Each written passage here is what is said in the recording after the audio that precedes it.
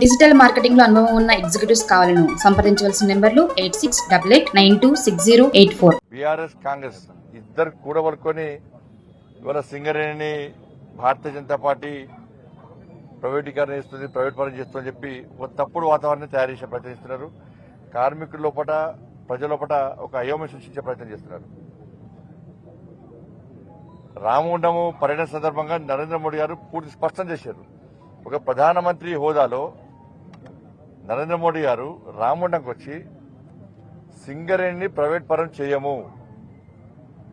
చేయడము కేంద్ర ప్రభుత్వం ద్వారా సాధ్యం కాదు. రెండు ప్రభుత్వాలు కలిస్తేనే అనుకుంటేనే ఇది సాధ్యమవుతుంది. రాష్ట్ర ప్రభుత్వానికి 51% వాటా ఉంది, కేంద్ర ప్రభుత్వానికి 49% వాటా ఉంది. అధిక వాటా రాష్ట్ర ప్రభుత్వం ఉన్నప్పుడు కేంద్ర ప్రభుత్వం ఏ విధంగా ప్రైవేటీకరణ చేస్తుంది? కానీ కావాలనే తప్పుడు ప్రచారం. ఇలా కాంగ్రెస్ పార్టీ గతంలో బీఆర్ఎస్ పార్టీ సింగరేణి విషయంలో చేస్తున్న అక్రమాలు ఎప్పుడు స్పందించలే. ఏ రోజు కాంగ్రెస్ పార్టీ అప్పుడు మాట్లాడలే.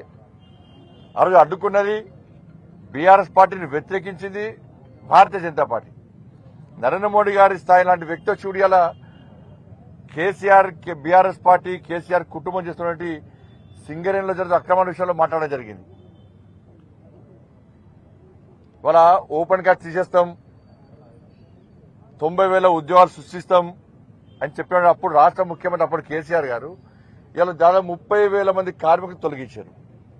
కాంట్రాక్ట్ అనే పదం ఉండేది అప్పటి రాష్ట్ర ముఖ్యమంత్రి పూర్తిగా కాంట్రాక్ట్ పని చేశారు, అవుట్ సోర్సింగ్ వాళ్ళు పెట్టి చేస్తున్నారు. ఇవాళ 2000 గతంలో చట్టం చేసినప్పుడు కూడా ఈ గనులను ఎవరైతే బ్లాక్ లిస్ట్ లో ఉన్నాయో గనులను వాటిని రాష్ట్ర ప్రభుత్వం కోరితే తిరిగి అప్పగించే విధంగా ఆ చట్టంలో రూపొందించిన చట్టం ఉంది. అలా ఇప్పుడు బీఆర్ఎస్ పార్టీ చెప్పాలి, తాడిచర్లను ఏపీ జన్కోకి ఇస్తే మరి బీఆర్ఎస్ పార్టీ అప్పుడు తీసుకున్నాయి కదా, ప్రైవేట్ వ్యక్తులకు అప్పయిపోయింది కదా. పూర్తిగా సింగరేణి ప్రైవేట్ వ్యక్తులకు అప్పయిపోయిందే కేసీఆర్. ఆయన కుటుంబ లాభం పొందాలి, కాంట్రాక్టర్ లాభం పొందాలి, కమిషన్ తొప్పాలి. వాళ్ళ గతంలో ఈ 6 జిల్లాలు సింగరేణి కుటుంబాలతో కార్మికుల కుటుంబాలతో కలకలనాటి వాళ్ళ. ఇలా కేసీఆర్ అనే మూర్ఖుని వల్ల, ఆయన మూర్ఖత్వపు ఆలోచన వల్ల స్వలాభం కోసం ఇలా సింగరేణి ఏటీఎం గా మార్చుకొని ఎప్పుడు పైసలు అవసరం ఉంటే ఎప్పుడు ఎన్నికల ఖర్చు కానీ పార్టీల ఖర్చులు కానీ దేని కొడితే దానికి ఇవాళ సింగరేణిని ఉపయోగించుకోవడం, ఏటీఎం ఉపయోగించుకోవడం. కాబట్టి ఈ 6 జిల్లాలు ఇవాళ కళా విహీనంగా మారినాయి. వాళ్ళ కుటుంబాలు అరిగోచబడుతున్నాయి. కానీ ఇటువంటి పరిస్థితుల్లో ఇలా కాంగ్రెస్ పార్టీకి ఏమైనా చిత్తశుద్ధి ఉంటే, మీకు నిజాయితీ ఉంటే, సింగరేణి మీద ప్రేమ శ్రద్ధ ఉంటే, సింగరేణి కార్మికుల మీద మంచి ఆలోచన మీకుంటే గతంలో కేసీఆర్ ప్రభుత్వం చేసినటువంటి అవినీతి మీద మీరు సిబిఐ విచారణ కోరండి. నేను ఒక డిబేట్లో చూసినాం నిన్న, ఎస్ కుమార్ గారు డిబేట్లో పాల్గొన్నప్పుడు నాయకుడిని చూడలేగా మేము సిబిఐ విచారణ కోరుతాం అన్నారు. మీరు గతంలో జరిగినటువంటి అక్రమాల మీద సిబిఐ విచారణ కోరే దమ్ము మీకుందా? నిన్న కాంగ్రెస్ పార్టీ నాయకులు సిబిఐ విచారణకు మేము సిద్దము, కోరుతాము, లెటర్ రాస్తామని చెప్పన్నారు. దానికి మీరు కట్టుబడి ఉన్నారా? భారతీయ జనతా పార్టీ పక్కా విచారణ చేస్తాం.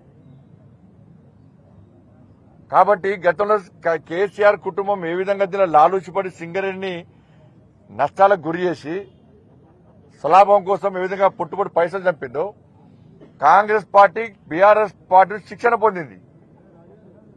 ఇలా ఏ స్కామర్ చూడండి, అంతకుముందు బీఆర్ఎస్ పార్టీ సిట్ వేసింది అనేక అంశాల మీద. నయం కేసు కానీ, మియాపూర్ భూముల కేసు కానీ, డ్రగ్స్ కేసు కానీ, పేపర్ లీకేజ్ కేసు కానీ, ఇట్లా అనేక కేసులను సిట్ వేసారు. అవి అడ్డే పోయినాయి. ఇవాళ బీఆర్ఎస్ పార్టీ అదే, కాంగ్రెస్ పార్టీ అదే. ఫోన్ ట్యాపింగ్ అన్నారు, అడ్రస్ కూడా పోయింది. కాళేశ్వరం అటే వీకింది. ఇప్పుడు సింగరేణి మళ్ళీ దానిలో కేసీఆర్ ఏ విధంగా లాభం పొందిండో ఆ విధంగా లాభం పొందాలని చెప్పి కాంగ్రెస్ పార్టీ ప్రయత్నిస్తుంది తప్ప ఇలా వేరే ఆలోచన లేదు. కానీ భారతీయ జనతా పార్టీని బదనాం చేసే ప్రయత్నం చేస్తే కార్మికులు నమ్మే స్థితిలో లేరు. మేము స్పష్టం చేస్తున్నాం, సింగరేణిని ప్రైవేటీకరణ చేయడం కేంద్ర ప్రభుత్వంతో సాధ్యం కాదు. దాన్ని ఆలోచించాలని కోరుతామండి. డిజిటల్ మార్కెటింగ్ లో అనుభవం ఉన్న ఎగ్జిక్యూటివ్స్ కావాలను సంప్రదించవలసిన నెంబర్లు 8688926084.